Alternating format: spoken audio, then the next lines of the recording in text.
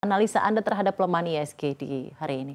Baik, jadi memang IHSG hari ini terkoreksi lagi ya, dan ini juga seiring dengan rupiah kita yang melemah, dan sebenarnya ini merespon juga dengan pergerakan bursa US semalam yang juga terkoreksi. Market kripto juga hari ini cenderung koreksi.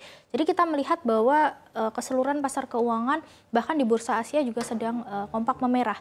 Kita mengamati sentimen yang terjadi ini, pasar cenderung merespon ketidakpastian karena wait and see dari data-data US ya. Nanti malam kita akan menanti data terkait pasar tenaga kerja, kemudian juga terkait dengan pertumbuhan ekonomi US, di mana proyeksinya akan bertumbuh meningkat ya, 2% dari sebelumnya itu 1,4% begitu. Jadi ini yang membuat kita sedang menanti bagaimana nanti pandangannya The Fed juga, karena di pekan depan ya tanggal 30-31 akan ada FOMC juga, yang mana data nanti malam ini akan menjadi pertimbangan juga untuk kebijakan moneter mereka.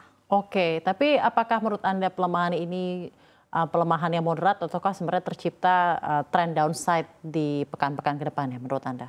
Menurut saya ini lebih kepada moderat ya, karena ini merespon seperti sell on news begitu, karena pasar memang masih banyak ketidakpastian di sini karena kita menanti data ya.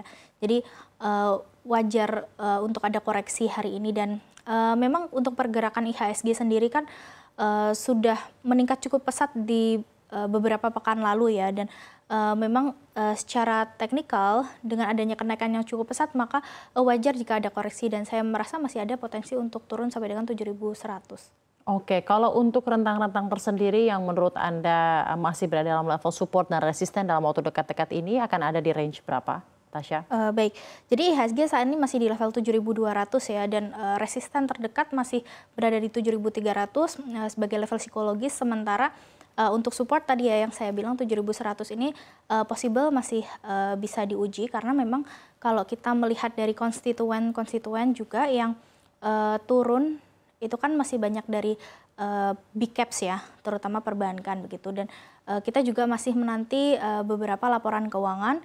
Dan kalau kita melihat di US juga sama ya, masih musim laporan keuangan, dan rata-rata hasilnya juga di luar ekspektasi, dan ini yang menyebabkan koreksi juga. Untuk di Indonesia yang perbankan beberapa masih tumbuh positif, tapi pertumbuhannya memang cenderung relatif tipis. Oke, dan sektor-sektor apa yang kira-kira patut diperhatikan, karena memang hari ini kalau kita pantau ya dari 11 sektor yang ada hanya satu sektor saja yang berhasil menguat, yaitu kesehatan, dan penguatan hari ini juga cukup moderat.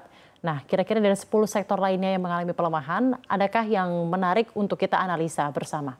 Baik, untuk dianalisis bersama dan mungkin prospektif ya untuk kita melihatnya jangka menengah ya, karena kalau kita melihat prospek penurunan suku bunga ini kan masih ada, dan biasanya ya sebelum penurunan suku bunga ini kan biasanya akan ada tanda-tanda gejolak ekonomi, karena kan satu tanda suku bunga diturunkan itu adalah ketika ekonominya sedang tidak baik-baik saja ya, seperti di China ya, yang mereka juga sedang menurunkan suku melakukan bunganya.